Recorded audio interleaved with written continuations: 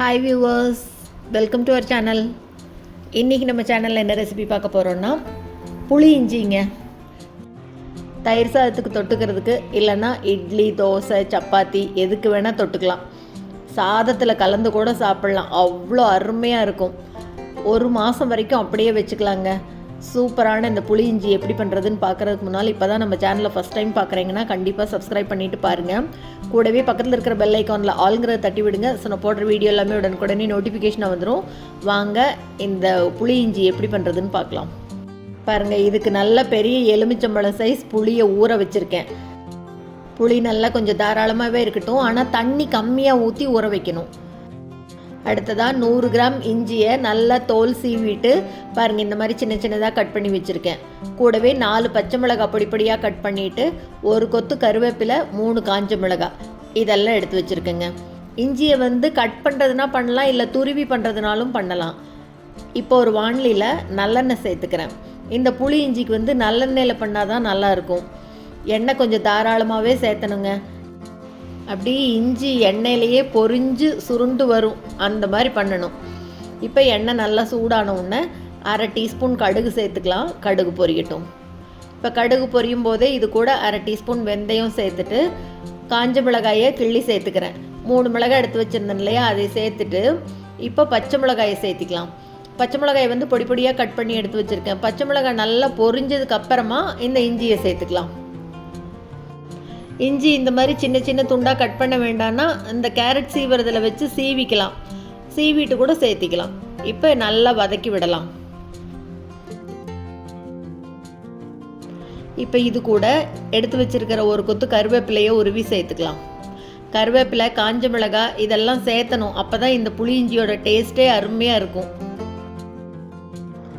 இப்போ அடுப்பை மீடியம் ஃப்ளேமில் வச்சுட்டு நல்லா வதக்கணுங்க. இஞ்சி அப்படியே நல்லா வதங்கி கலர் மாறி அப்படியே சாஃப்டாக சுருண்டு வரணும், அந்த அளவு நல்லா வதக்கிக்கலாம். இப்போ இது கூட ஒரு 1/2 டீஸ்பூன் அளவு பெருங்காயத்தூள் சேர்த்துக்கிறேன். கூடவே 1/4 டீஸ்பூன் மஞ்சள் தூள், ரெண்டையும் சேர்த்துட்டு மறுபடியும் நல்லா வதக்கி விட்டுக்கலாம். பாதி வதங்கியிருக்கு. இப்போ இன்னும் கொஞ்சம் நல்லா வதங்கணும். பாருங்கள், அப்படி கலர் மாறி இருக்குது தெரியுதா? இந்த மாதிரி நல்லா வதங்கணும். இஞ்சி நல்லா வதங்கினதுக்கப்புறமா ஊற வச்சுருந்த புளியை நல்லா திக்காக கரைச்சி எடுத்துக்கணும். பாருங்கள், இந்த அளவுக்கு திக்காக இருக்கணும். தண்ணி நிறைய சேர்த்திட வேண்டாம். ஊற வைக்கும் போதே பார்த்து கொஞ்சமாக தண்ணி விட்டு இந்த அளவுக்கு நல்லா திக்காக கரைச்சி எடுத்துக்கணும். ஃபுல்லாக எல்லாத்தையும் சேர்த்துறேன். அப்படியே செஞ்சு முடிச்சுட்டு வாயில் எடுத்து வச்சிங்கன்னா சும்மா டேஸ்ட் அப்படி இருக்குங்க. புளிப்பு, காரம், உப்பு எல்லாம் சேர்த்து அருமையாக இருக்கும். இது அப்படியே கொதி வரட்டும். கொதி வர ஆரம்பிக்கும் போது இப்போ இதுக்கு தேவையான அளவு உப்பு சேர்த்துக்கலாம். உப்பு சேர்த்து ஒரு தடவை கலந்து விட்டுடலாம். புளி தண்ணியோடு சேர்ந்து நல்லா கொதிக்கணும். ஒரு 10 நிமிஷத்துக்கு அப்படியே நல்லா கொதிக்க விட்டுறணும். இந்த புளி இஞ்சி கேரளாவில் ஓணம் சத்யாவோட மெயின் டிஷ்ஷுங்க. இப்போ திருவோணம் வரப்போகுது. பார்த்தீங்கன்னா எல்லார் வீட்லேயும் இது கண்டிப்பாக பண்ணுவாங்க. புளி தண்ணி நல்லா கொதி வந்த உடனே இப்போ இது கூட பாருங்கள் வெல்லம் சேர்த்துறேன். நல்லா தாராளமாக இந்த அளவுக்கு வெல்லம் சேர்த்தணுங்க. புளிப்பு, காரம்லாம் நிறையவே சேர்த்துருக்கோம். இந்த அளவு வெல்லம் சேர்த்தும் போது தான் நல்லா டேஸ்ட் என்ஹான்ஸ் பண்ணி கொடுக்கும்.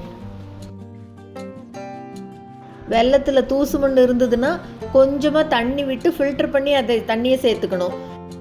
நான் இப்போ சேர்த்தின வெல்லம் பாகு வெல்லம், தூசு மண்ணெல்லாம் இல்லை, சுத்தமாக இருக்குது. அதனால் அப்படியே டைரெக்டாக சேர்த்துட்டேன். வெல்லத்தோடு சேர்த்து நல்லா கலந்து விட்டோம்னா எண்ணெய் பிரிஞ்சு வர்ற அளவுக்கு கொதிக்க விடணும். பாருங்கள், நல்லா அப்படியே கலர் மாறி வந்திருக்கு. பாருங்கள், எண்ணெய் மேலே பிரிஞ்சு வந்திருக்கு தெரியுதா? இந்த அளவு நல்லா கொதிக்க விடணும். இந்த ஸ்டேஜ் வந்ததுன்னா இப்போ அடுப்பை ஆஃப் பண்ணிக்கலாம். எடுத்து காமிக்கிறேன் பாருங்கள். இது ஆறுனதுக்கப்புறம் இன்னும் கொஞ்சம் கெட்டியாகும். இந்த அளவு இருந்ததுன்னா போதும். இப்போ நம்ம அடுப்பை ஆஃப் பண்ணிக்கலாம். இந்த புளி இஞ்சி நல்லா ஆறுனதுக்கப்புறம் கொஞ்ச நேரம் ஊற விட்டு சாப்பிட்டோம்னா இன்னும் டேஸ்ட் நல்லா அருமையாக இருக்குங்க.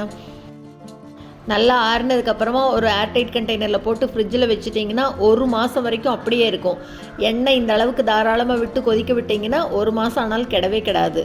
தயிர் சாதம், இட்லி, தோசை, சப்பாத்தி எதுக்கு வேணால் தொட்டுக்கலாம். சூப்பரான இந்த புளி இஞ்சியை நீங்களும் செஞ்சு பார்த்துட்டு மறக்காமல் கமெண்ட்டில் சொல்லுங்கள். இந்த வீடியோ உங்களுக்கு பிடிச்சிருந்ததுன்னா லைக் பண்ணுங்கள், ஷேர் பண்ணுங்கள், கமெண்ட் பண்ணுங்கள். மறக்காமல் நம்ம சேனலை சப்ஸ்கிரைப் பண்ணுங்கள். கூடவே பக்கத்தில் இருக்கிற பெல் பட்டனையும் தட்டி விடுங்க. ஸோ நான் போடுற வீடியோ எதுவுமே மிஸ் பண்ணாமல் பார்க்கலாம். தேங்க்ஸ் ஃபார் வாட்சிங்.